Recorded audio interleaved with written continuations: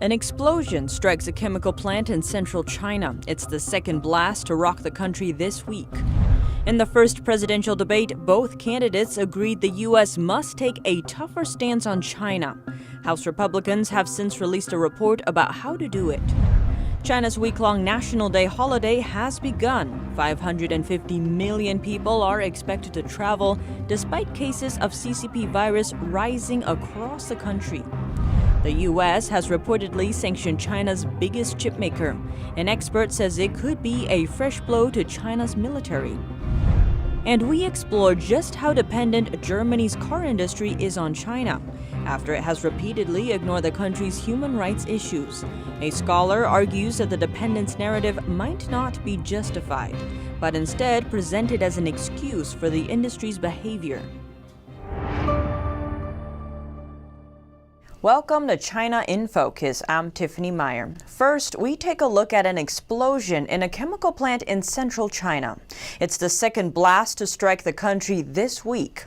Early Wednesday morning, an explosion went off in a chemical plant in Luoyang City inside China's Henan province. According to Chinese media, a total of 30 fire trucks and more than 100 firefighters were dispatched to the scene. No casualties have been reported so far, if the official figures are accurate. According to one local, there were actually multiple blasts. After the explosions, bystanders posted pictures and videos on Chinese social platform Weibo. But the posts have since been taken down by authorities, in line with China's strict internet censorship. The chemical company is called Zhongtulihe and mainly produces petroleum products. 4 years ago, it was punished by city officials for violating work safety law. The incident comes after another chemical plant explosion on Monday. That blast also struck central China. But in Hubei province instead, 5 people were killed. China was a hot topic in the first presidential debate Tuesday night. Despite a divide on most issues, both Trump and Biden agreed the U.S. must take a tougher stance on China. Biden criticized Trump for praising Chinese leader Xi Jinping's early response to the virus outbreak, while Trump said under Biden, millions would have died. Trump blamed China for the pandemic, adding the country's official numbers cannot be trusted. It's China's fault. It should have never happened. They stopped it from going in, but it was China's fault. And by the way, when you talk about numbers, you don't know how many people died in China. You don't know how many people died in Russia. You don't know how many people died in India. They don't exactly give you a straight count. The Chinese regime's impact on the economy also made it into the debate. Biden called out Trump's China deal, saying it hadn't lived up to expectations. He talks about these great trade deals. He talks about the art of the deal. China's perfected the art of the steal. We have a higher deficit with China now than we did before. Trump shot back saying China ate your lunch, Joe, adding that Hunter Biden had a lot of dealings with China, Russia, and the Ukraine.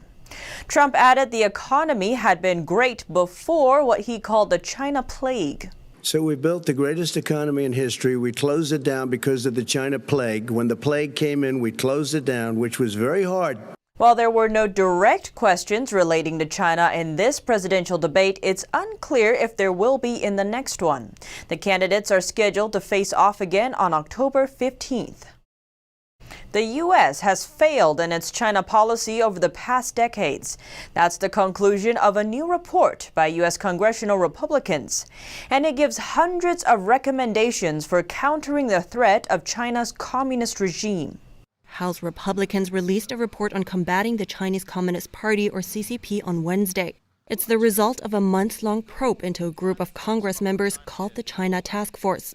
The report includes hundreds of recommendations on how the U.S. can better deal with the threat of Beijing's totalitarian regime and assure safety and prosperity in the U.S. 60% of all ideas in the report have bipartisan support. At the press conference, House Minority Leader Kevin McCarthy described the threat of Communist China as one of the most pressing issues that Americans have for the next century. The CCP virus and China's cover-up were among the report's focuses, as well as the urgency of moving supply chains out of China and back to the U.S. Our top scientists wanted to go to Wuhan to find out what was really going on. Their scientists wanted us to go to China. They wanted us to come in to help them figure out what was going on with this virus. And it was the Chinese Communist Party who stepped in and said no. We could have had invaluable knowledge about what was going on to save American lives. Lives all around the world would have been saved if China was just honest with everybody else, but they weren't. And for decades, the United States and its allies have been asleep at the wheel until COVID-19. COVID created an awakening experience for the American people, and the sleeping giant has finally awoken. The supply chain issue was listed as one of the report's major items. The shortages of personal protective equipment in the U.S. at the start of the pandemic were a wake-up call, highlighting U.S. dependence on China's supply chain. We must take steps to protect these critical supply chains. We simply cannot afford to wait any longer. Our national security depends on it. The Chinese Communist Party is the greatest long-term threat to the interests of the United States of America. Congresswoman Liz Cheney emphasized the need to allow the Department of Defense to fund experimental technology. That way, U.S. military technology can be improved more quickly to counter China's growing military threat.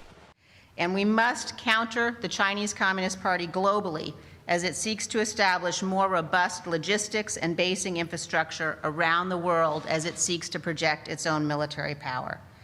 In conclusion, it is very important for everyone to note that we are in the midst of a battle between freedom and totalitarianism. The question we all face is whether the United States and our allies will set the rules of the road into the future, or whether the Chinese Communist Party and that authoritarian, totalitarian regime will set the rules of the road. Congressman Michael McCaul, chairman of the China Task Force, said the report will shape America's China policy for years to come, adding that the U.S. should work together with its allies. But it's also important in this report we point out to support our allies in the region, and that is South Korea, who's under threat from China, and that is Hong Kong, who was invaded by China in violation of the UK-Sino Treaty, to Taiwan, where China parades its military, its warships, in the Taiwan Straits every day, to the South China Sea that threatens not only Taiwan, but Malaysia, the Philippines, and Vietnam. It's important that we work with our allies to win this global competition. McCaul criticized the United Nations for being influenced by the CCP and vowed to reform the organization. And we talk a lot about the United Nations, how China has systematically taken over key positions in the United Nations, including the WHO, which failed in its #1 responsibility to alert the world to a global pandemic because Tedros was President Xi's handpicked candidate. We need to take more of these positions back, that not just the United States, but our allies, so that the body that we fund so much and pay so much money to can be better represented for freedom and democracy. The report also suggests requiring the Treasury Department to sanction China, strengthen its scrutiny of Chinese investment in the U.S., and sign a free trade agreement with Taiwan. U.S. Undersecretary Keith Krach is calling on Chinese leader Xi Jinping to tear down China's firewall. Krach said in a video on Twitter, the Berlin Wall is gone, but a new digital wall has emerged, the Great Firewall of China. He compared the Berlin Wall to China's digital firewall, saying the digital wall separates the Chinese people from the free world, just as the Berlin Wall divided the German people. In a nod to Ronald Reagan calling on Gorbachev to tear down the wall, Krach called on Xi Jinping to tear down China's Great Firewall.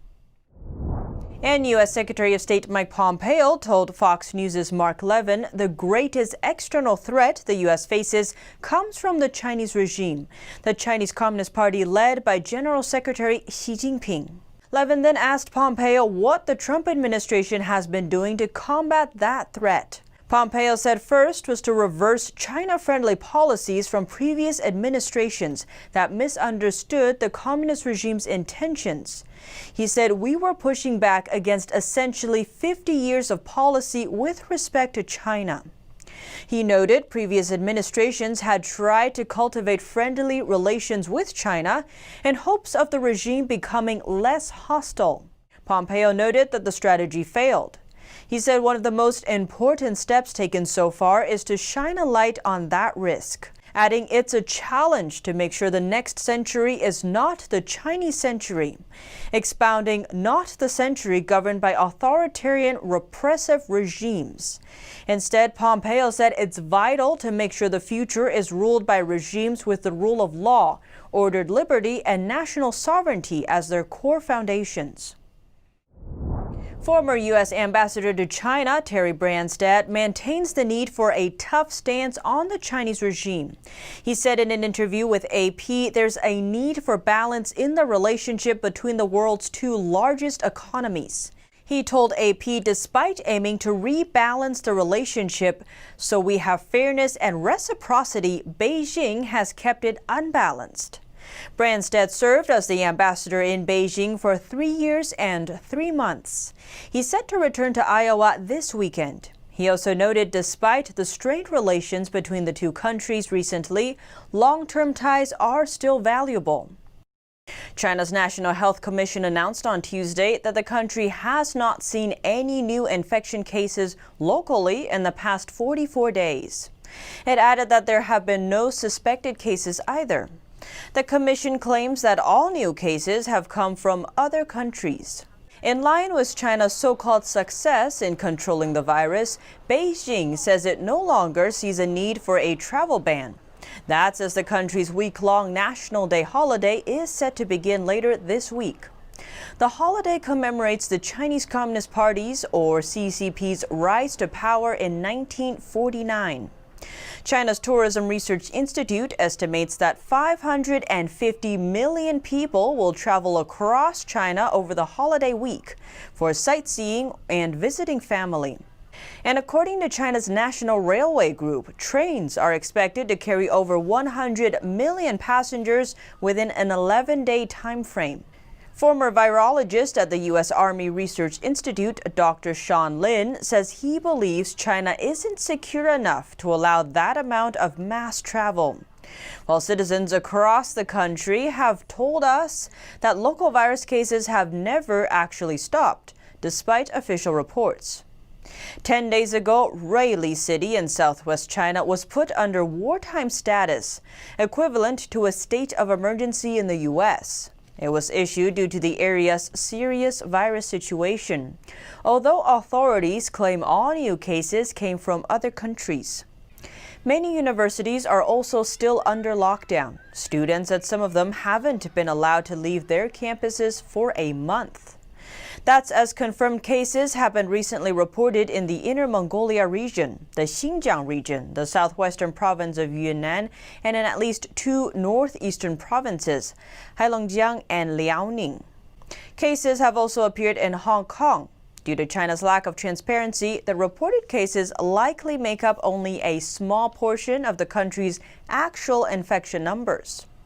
Dr. Sean Lin says the virus is still spreading in China and that the country's zero-case claims are only part of the CCP's propaganda. Now we look to southern China, where virus prevention measures are being put in motion. The city of Guangzhou announced on Tuesday that it will build multiple makeshift hospitals to handle an influx of CCP virus patients. Large sports venues and exhibition halls will be repurposed for medical use. According to Chinese media, the makeshift hospitals will have room for more than 8,000 beds. But an update from Guangzhou's health committee claims that there were only 7 infection cases reported on the day of the announcement. Going even further, it said all sickened patients had come from other countries. The committee's vice director, Chen Bing, said during the press conference that the implementation of the fall and winter epidemic prevention plan is the priority. She also emphasized the importance of normalizing epidemic prevention measures in the city. Now we look to a Canadian court case, but with an unusual twist. The hearing held unexpected meaning for Chinese citizens and their trust in made-in-China products, especially face masks. Meng Wanzhou, chief financial officer of Chinese telecoms giant Huawei, appeared in Canadian court on Monday. The hearing featured a continued debate over her possible extradition to the United States. But the hearing sparked unexpected backlash, surprisingly over Meng's face mask. Photos taken by media outlets clearly show the words "Made in Taiwan" printed on her pink-purple mask. Masks made in China have recently come under fire for reported quality control problems, especially from other countries who have purchased them. While masks made in Taiwan have been praised for their high quality, Meng was arrested in Canada 2 years ago. The United States accused her of bank fraud and violating U.S. sanctions against Iran. The U.S. requested that the Canadian government extradite her. Canadian court documents reveal that when Meng was arrested, she had multiple Apple products in her possession, including an iPhone 7 Plus, a MacBook Air, and an iPad Pro. Meanwhile, she only had one Huawei smartphone. Huawei CEO and also Meng's father, Ren Zhenfei, was also exposed for using Apple products instead of Huawei's. One netizen commented on Twitter saying that it's their job to be against the U.S., yet they moved to North America to live comfortably, obtain a Hong Kong Special Administrative Region passport as an insurance policy, and wear Taiwan-made masks to save their own lives. China's former finance minister Luo Jiwei warned in a recent speech that China's immature 5G technology is likely to become a failed investment. Just weeks ago, Chinese regime leader Xi Jinping emphasized the need for China's tech industry to become self-sufficient. Luo said that 5G is heavily subsidized by Beijing, but innovations are scant as no applications can be found despite hundreds of billions in investment. He also said it would be impossible to alter supply chains to meet Xi's theory, and that China doesn't have the edge to gain technological advantages. Hong Kong Economic Times reported that Luo addressed the issue during the Chinese Economist 50 forum held in Beijing. In April this year, it was reported that in China, 85% of domestic tenders for 5G went to Huawei or ZTE, with an estimated cost of $5.4 billion. Since then, the US government's sanctions on supply products to China's 5G industry has effectively strangled the industry. The U.S. has reportedly imposed sanctions on China's biggest chipmaker, SMIC. Multiple media reports say the Commerce Department asked American chip companies to apply for licenses before exporting certain technologies to SMIC. Our in-house expert says if the administration moves ahead with a sanction, it would be much harder for the Chinese military to get its hands on the technologies it needs to compete with the U.S. If SMIC is hit by the sanction, the Chinese regime's military supply system would suffer a devastating blow, a crushing blow. The Chinese regime's military supplies would lag behind by decades. He added the sanction could cut off the Chinese military's access to one of the most critical technologies, semiconductors or chips. Chips power military applications from missiles to rockets, and an upgrade in China's chip-making ability gives the military an edge in warfare. That's because Beijing has been trying to build the most advanced military in the world by obtaining cutting-edge foreign technologies through private companies. The Chinese regime calls the strategy military-civil fusion, and under the Communist Party's rule, private companies don't have the power to say no to their requests. SMIC is one of China's largest and most advanced chip makers. It brought in almost $2 billion revenue in the first half of 2020. And it became China's biggest IPO in a decade when it was listed in a Shanghai Stock Exchange market this year. But the company's success could come to an end with a potential U.S. ban. That's because SMIC relies heavily on U.S. technologies to manufacture its chips. Analyst Richard Windsor told BBC that SMIC could be left unable to buy any more equipment or any upgrades for new technologies. If this were to persist for the long term, it would represent an existential threat that could see the company close its doors. SMIC denies any links to the Chinese military. In a statement, it said the company products are solely for civilian, commercial, and end users, but evidence suggests otherwise. In 2017, the Chinese military's Equipment Development Department co-hosted a tech conference in Beijing. The event shows off China's most advanced military technologies, and one of them is a chip named KD5660. Its prototype was manufactured by SMIC and is on the Chinese military's shopping list. And the ties don't stop there. One of SMIC's biggest shareholders is Datang Telecom, which provides mobile communications for military purposes. In 2005, one of Datang's research and development institutes was approved to conduct research related to military supplies. And in 2006, it won a Technology Innovation Award from the Chinese military. It was honored for an electromagnetic spectrum system that it developed with the Chinese military. Reporting by Juliet Song, NTD News. In part one of this special report, we explored some cases where Germany's car industry failed to speak up for human rights in China. At times, it even invested in regions where severe human rights abuses were being reported. In part two, the question remains, why is the industry so soft on China? Professor Zhu Yi from the Institute of China Studies at the University of Heidelberg sheds light on the topic. She attributes it partially to the so-called dependence on China narrative. She argued that the narrative appears to be a hopeless fact and is presented as an excuse for the behavior of the government and large corporations on human rights issues. In a comprehensive research paper titled How Dependent is Germany on China? The German scholar says the narrative may not be justified. First, we look at how some industry leaders view their relationship with China. Part 1 touched on an interview with Chinese state media this May, where an industry expert who was dubbed the godfather of Germany's car industry objected to retracting supply chains from China. He stated that to decouple with China is to choose failure and the biggest mistake car makers could possibly make.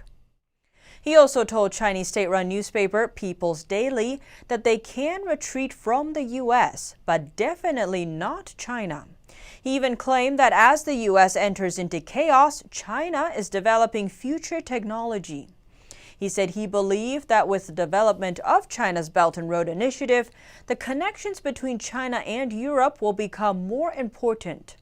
Likewise, in 2019, the CEO of German auto giant Volkswagen stated that Volkswagen is becoming more Chinese, and that the future of Volkswagen will be decided in China. The same CEO told local media that if the company withdrew from China completely, 1,000 German engineers and developers would lose their jobs the next day. But one key question is, has Germany actually benefited from its car industry's activities in China?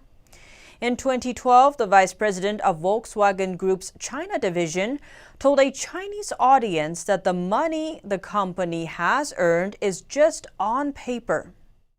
He added that Volkswagen has only started to receive some dividends in the past few years. In fact, 4 or 5 years ago, joint ventures in China basically did not get dividends. Nearly all profits were reinvested locally. This is in line with a Volkswagen board member statement in 2018 that the €4 billion investment from Volkswagen to China comes almost entirely from its Chinese businesses. The inconvenient reality is that China's increasingly strict capital control policy has made it hard for foreign investors to get their profits out of mainland China. The country's Commerce Department has admitted they've taken measures to prevent what they call short-term speculative capital flows. This May, Volkswagen decided to increase its stake in a joint venture in China, pouring another $2 billion into China's electric car industry. Its China division chief executive said that this shows once again that Volkswagen is confident in the development of the China market. But contrary to the public narrative and press coverage, the car industry's China ties do not necessarily represent the European leaders' trade relations with China.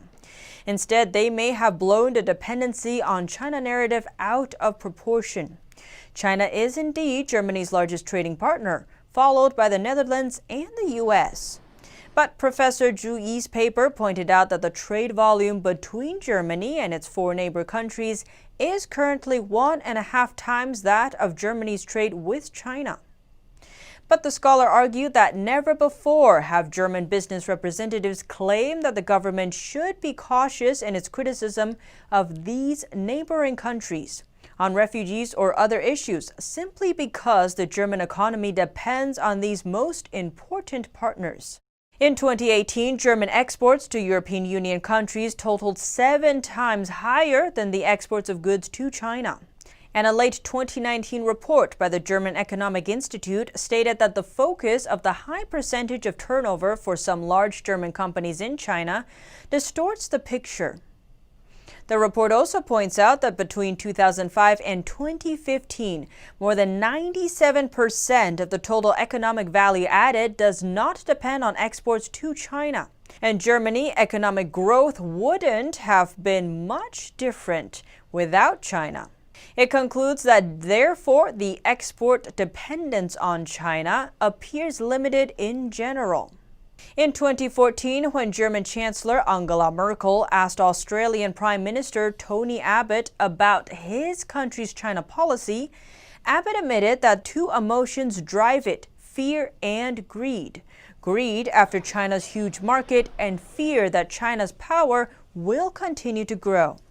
It's pushed by the idea that if you don't depend on it today, you'll depend on it tomorrow. China is Australia's largest trading partner. In June of this year, Australia's exports to China accounted for nearly 50% of the country's total exports. But Australia is now speaking up over the Chinese regime's crackdown on Hong Kong, its accountability in the virus pandemic, and Chinese infiltration in Australian politics. Australia has also been strengthening ties with allies in the Indo-Pacific to counter Beijing's aggression in the region. Australia has moved on from its greed and fear, but only time will tell if Germany will do the same.